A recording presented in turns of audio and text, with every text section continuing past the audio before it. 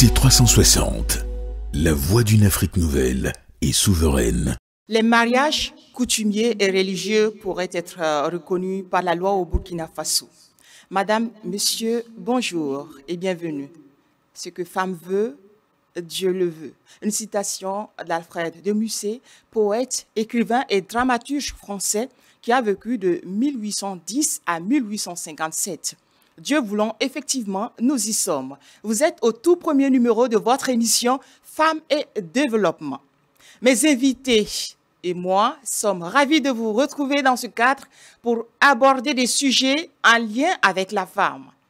C'est en septembre 2022, à l'issue d'un atelier du ministère de la Justice qu'on entend déjà parler.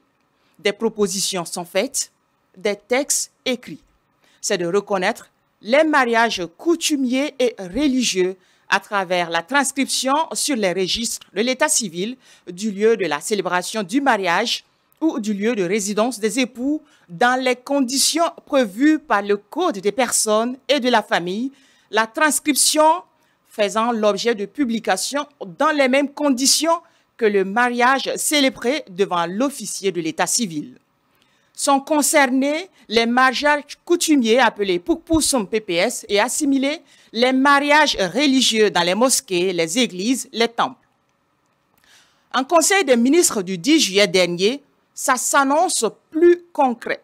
L'exécutif donne son accord. Il reste donc la validation ou non de l'Assemblée législative de transition. Mais d'ores et déjà, une étape importante est franchie. Sur ce plateau, on en parle avec des sociologues. La première, elle va intervenir via Zoom. C'est une formatrice en leadership et développement personnel. Elle est militante passionnée des droits humains, défenseuse des jeunes et des femmes en Afrique. Elle, c'est Bintou Diallo. Et il y a aussi Madame Traoré. Madame Traoré, voilà, Sirimon en ligne également. Bonjour, Madame. Bonjour, Madame. Merci de nous faire honneur. C'est moi qui vous remercie. Et à mes côtés également, nous avons Salimata Sanou Paré. Bonjour. Bonjour.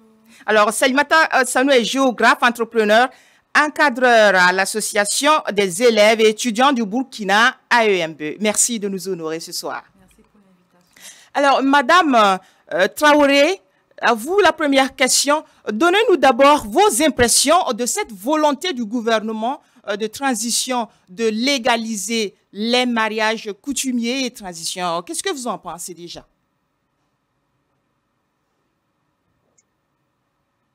Merci beaucoup, Madame. Merci pour cette question. Et il faut dire que la décision du gouvernement de légaliser les mariages traditionnels et coutumiers, et pour ce qui est de notre avis, nous pensons que cela peut être perçu à plusieurs niveaux. Et pour ce qui me concerne, je pense que ça peut être perçu comme une opportunité pour, en tout cas, valoir les droits de la femme. Et vous, est-ce que Madame Paré partage cette opinion de Madame Traoré? Bien sûr, je partage son opinion, d'autant plus que de tout le temps, à chaque fois quand il y a des litiges, voilà, la question du mariage civil est toujours remise sur la table. Et le fait de légaliser déjà les mariages coutumiers et religieux, c'est déjà un grand pas qui va permettre à la femme de rentrer dans ses droits et vraiment d'aider beaucoup de femmes dans des situations un peu difficiles. Je partage pleinement son avis. Alors, Madame Aminata Traoré Sirimon, en quoi la légalisation des mariages coutumiers et religieux peut être un levier de développement de la femme dans notre société burkinabé?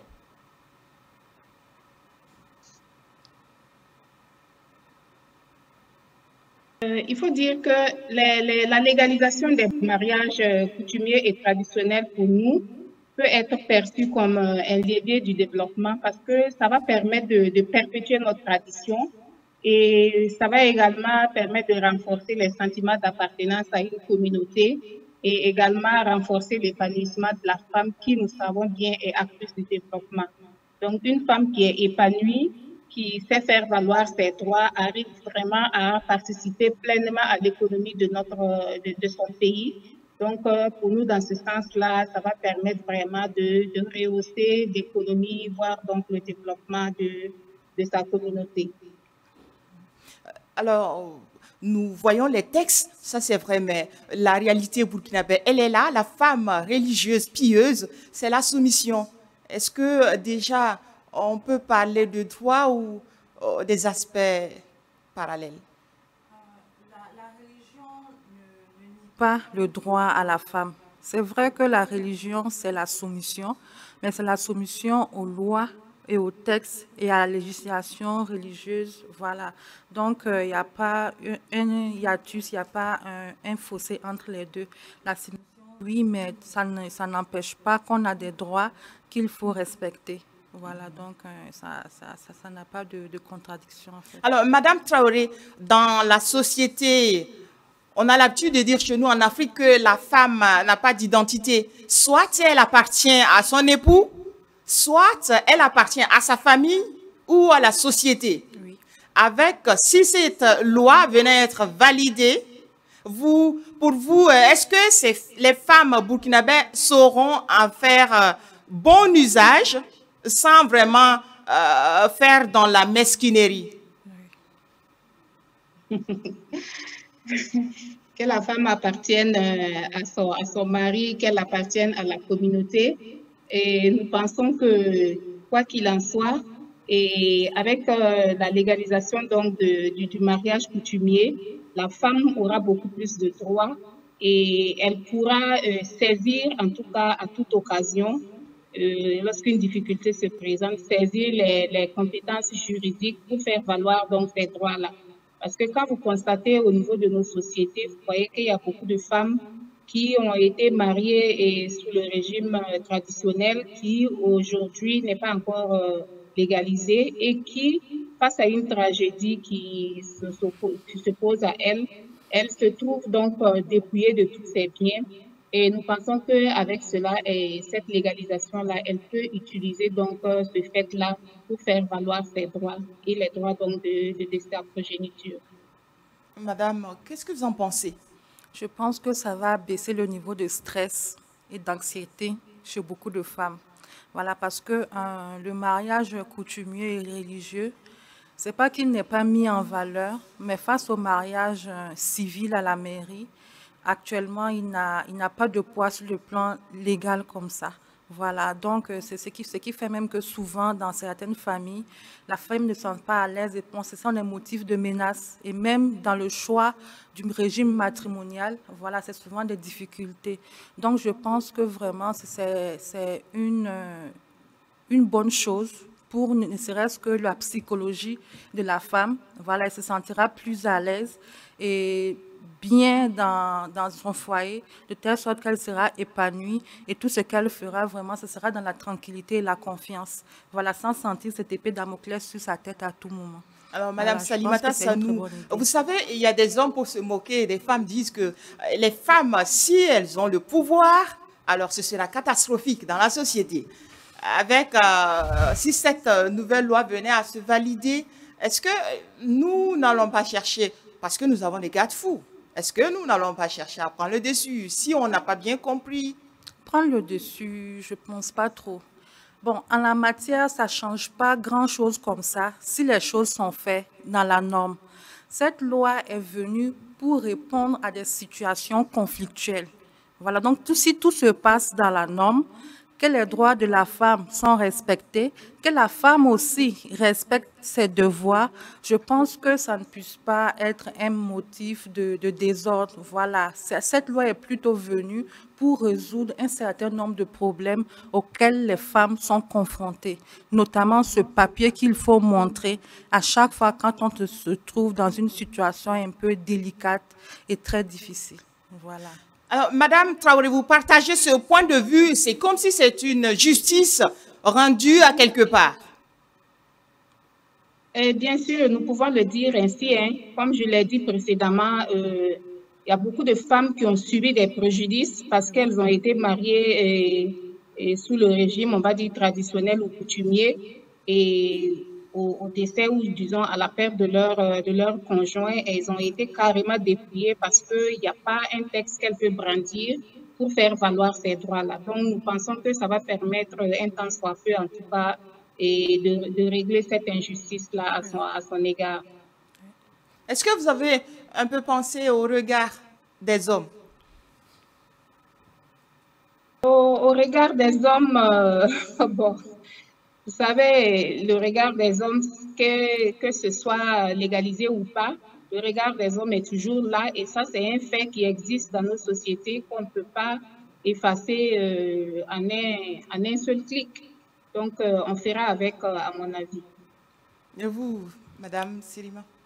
Madame Sanou Sirima. D'accord, ok. Moi, je pense que les hommes ne peuvent que regarder cela d'un regard positif. Parce que si certains avaient l'occasion de revenir à la vie pour voir ce que leurs femmes et leurs enfants subissent, malgré tous les efforts, malgré le travail qu'ils ont fait, vraiment, ils demanderaient à revenir sur Terre et faire les choses autrement. Et je pense que c'est une très bonne chose pour les hommes parce que ça diminue même certaines charges. Voilà, parce qu'il faut faire le mariage coutumier, il faut venir faire le mariage religieux, après il faut venir encore faire le mariage civil avec tout ce qu'on connaît comme dépenses au niveau du mariage civil. Je pense que ça réduit les charges et je pense que les hommes même ont besoin d'adhérer vraiment, d'être vraiment les moteurs pour que l'ALT valide cette loi-là, parce que c'est eux-mêmes que ça aide. En fait, c'est leur progéniture, c'est leur descendance que ça accompagne en fait derrière eux. Voilà, mais vous, je n'avais pas recueilli votre appréciation. Vous, déjà, l'actuelle transition qui décide de passer à l'acte déjà, et il donne le premier pas. Maintenant, ça appartient aux députés de la transition de décider. Vous, qu'est-ce que vous pensez de cette volonté de l'exécutif? Je pense que ça va en droite ligne de ce qui avait déjà été fait. C'est une continuité et vraiment, c'est à féliciter. Voilà, parce que depuis longtemps, cette loi est sur la table, on est en train de discuter, souvent ça aboutit et puis bon, il y a des problèmes. Je pense que vraiment, c'est une volonté du gouvernement de contribuer vraiment à l'autonomisation de la femme, à son épanouissement et au développement du Burkina. Parce qu'une femme qui est épanouie, qui est à l'aise, qui est confiante, vraiment, elle est capable de faire beaucoup de choses. Voilà, donc je pense qu'ils sont à féliciter et vraiment que Dieu les accompagne davantage dans leur mission. C'est une très bonne chose. Alors, Madame Traoré, Oui. vous avez ces femmes qui disent que c'est un raccourci pour les hommes. On n'a plus besoin d'assez de moyens pour aller à la mairie, la robe de mariée avec les bagues. Alors, on raccourcit rapidement pour un PPS et puis un mariage, le zomcom et le riz et puis tout est rentré dans l'ordre. Qu'est-ce que vous pensez de cela? Des femmes aussi qui crient un peu au scandale. Raccourci, il faut dire que certaines peuvent voir cela effectivement comme un raccourci, mais il faut reconnaître aussi que le PPS aussi aujourd'hui a même perdu sa valeur. Hein. Le PPS d'antan, ce n'était pas conçu comme ça, mais de plus en plus, les gens en ont pris un peu comme un raccourci pour éviter de faire d'autres célébrations. Le PPS, c'est vraiment la salutation au niveau de la famille de la mariée. Et ensuite, le mariage va s'en suivre, que ce soit le mariage traditionnel, coutumier ou le mariage civil. Et ceux qui parlent de PPS, vous allez voir que même avec le PPS, à la suite du PPS, il y a un mariage traditionnel qui est organisé. En fait, ils le font en une pierre deux coups. Sinon, le PPS en lui seul ne constitue pas un mariage traditionnel ni coutumier. Voilà. Et ça n'exclut pas qu'on aille au mariage civil, ça n'exclut pas qu'on fasse également le mariage traditionnel. Parce que le PPS, c'est juste la salutation. Et vous? Je ne pense pas que ça soit un raccourci. Parce que lorsqu'on gouverne, il faut avoir une vision panoramique et prendre des décisions par rapport aux préoccupations de tout un chacun. Voilà. Celles qui pensent, par exemple, que c'est un raccourci, en fait, cette loi-là, ça n'empêche pas quelqu'un d'aller faire le mariage civil. Déjà, lorsque vous faites votre mariage coutumier ou religieux, il faut aller vers l'état civil pour vous faire enregistrer. Voilà. Maintenant, si vous décidez, si vous jugez que vous pouvez attendre le mariage civil, faire le mariage comme vous voulez, avec toutes les festivités, comme on aime bien, voilà, ça n'empêche pas en fait. Voilà, mais cette loi est venue aussi pour aider une certaine frange de la société, notamment celles qui sont dans les villages reculés, en milieu rural, parce qu'il faut penser à tout le monde. Voilà, il faut penser à tout le monde. Et au-delà de ça, cette tendance de mariage festif aussi, c'est pour nous les jeunes, mais on a des personnes âgées qui sont d'une certaine catégorie, 80, 80 c'est trop, 60, 70 ans, avec des enfants et des petits-enfants. Voilà, c'est un raccourci pour eux de légaliser les choses, voilà, et de mettre la famille en sécurité. Moi, je ne pense pas que ça soit un raccourci. C'est une décision qui arrange tout le monde. Maintenant, chacun de faire son choix en fonction de ce qu'elle désire comme mariage, comme souvenir de son mariage. Voilà, parce qu'il y a le Burkina Faso, il y a plusieurs types de catégories de personnes. Donc, on tient compte de cela et on prend les décisions. Alors vous, Madame Traoré Siriman, dans la société burkinabé, dans son ensemble, quand vous regardez, de ce que vous avez comme écho déjà, est-ce que c'est bien accueilli quand vous regardez au sein de la société burkinabé? Au niveau de la société burkinabé, il faut dire que de façon disparate, cela est apprécié. Mais nous pensons que de façon générale, le fait d'acter cela, ça va être beaucoup apprécié par la population. Pourquoi nous disons cela? Parce que nous voyons de plus en plus aujourd'hui au niveau des politiques burkinabé, il y a beaucoup d'efforts qui sont faits pour la réinsertion donc, des civilisations, de la civilisation de notre pays, à travers donc la promotion des langues nationales, à travers la promotion des mets locaux, la promotion du Faso d'Amfani, j'en passe. Et quand vous voyez l'engouement qu'il y a autour de cela, ça démontre le fait que notre population en tout cas, attache vraiment du prix à la tradition et aux coutumes.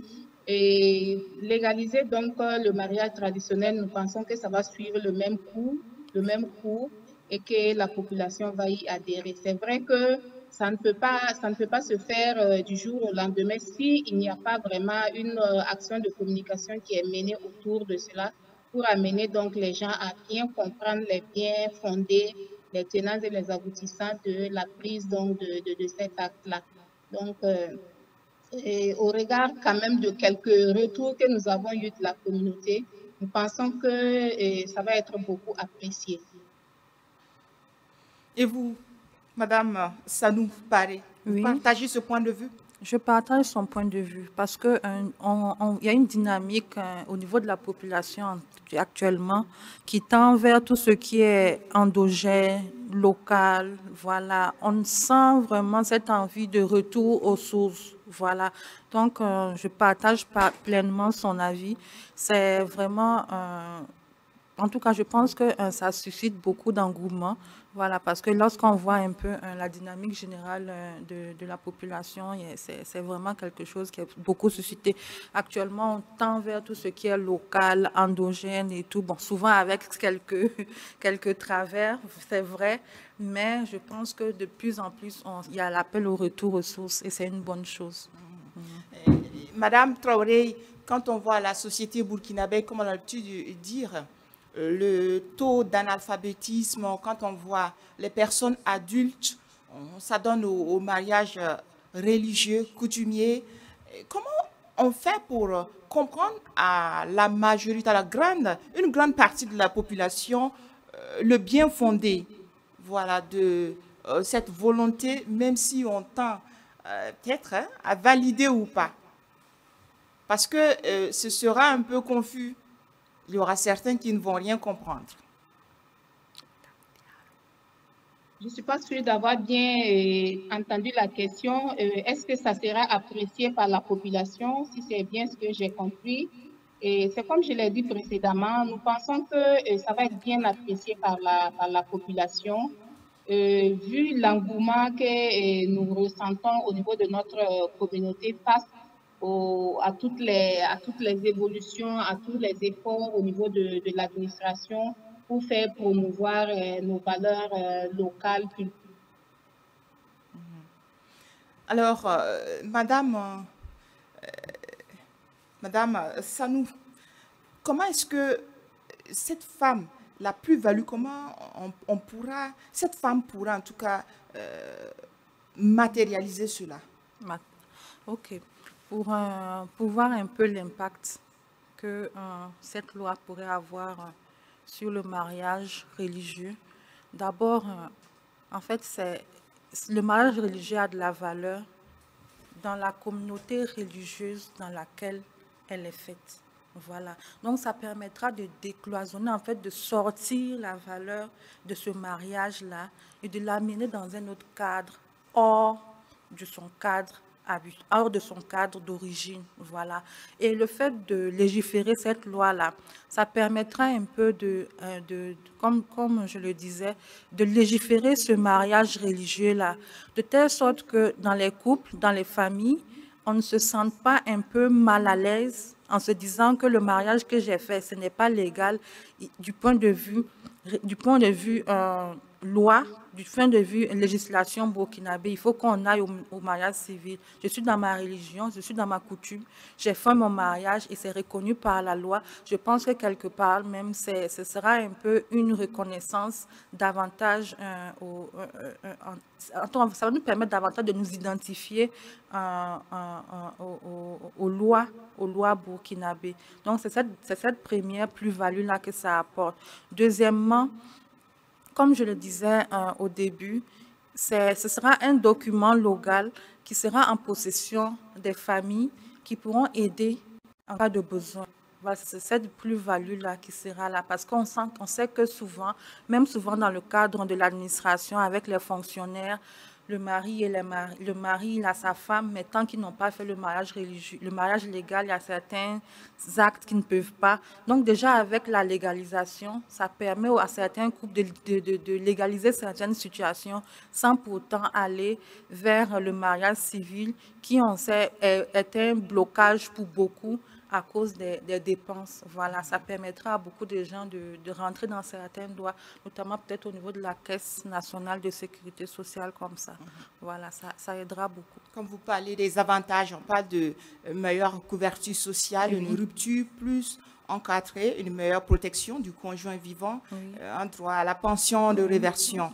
Et le mariage civil place les époux sous l'autorité du Code des personnes et de la famille en matière d'héritage, de partage de biens, de divorce, de garde d'enfants. Et le mariage religieux, quant à lui, est considéré aux yeux du droit positif burkinabé comme une situation de concubinage. Il n'y a pas de valeur juridique. Oui, c'est ça, Madame Traoré? Oui, effectivement.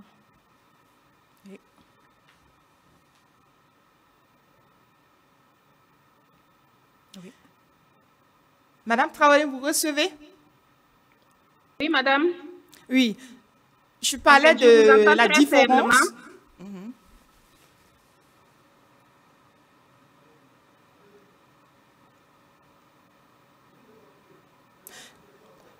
Oui, je parlais du mariage, la différence. Le mariage civil place les époux sous l'autorité du Code des personnes et de la famille. Et en matière d'héritage, de partage de biens, de divorce, de garde d'enfants, il y a le mariage religieux, quant à lui, qui est tout simplement considéré aux yeux du droit positif burkinabé comme si les conjoints vivent en concubinage. Il n'y a aucune valeur juridique.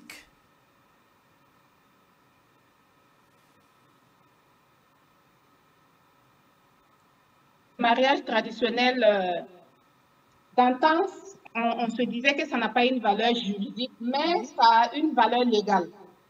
Ça a une valeur légale parce que c'est un mariage qui est célébré entre deux familles et un mariage qui est célébré au nom de la tradition et la parole donnée à la célébration d'un mariage traditionnel a une valeur légale aux yeux de la communauté. Donc, le rendre juridique, ça sera donc de le faire comment dirais-je, de le faire en la présence d'un officier peut-être de l'état civil pour rendre cela donc juridique. Sinon, c'est un mariage qui est légal, qui est beaucoup plus légal, même on dira même que le mariage civil. Donc, c'est juste, et pour légaliser cela, il faudrait maintenant passer par la légalisation à travers un acte juridique qui est signé par des officiers de l'état civil. Sinon, nous disons que c'est un mariage qui a une valeur légale. Madame Aminata Traoré Sirima, votre mot de fin, nous sommes pratiquement à la fin de l'émission.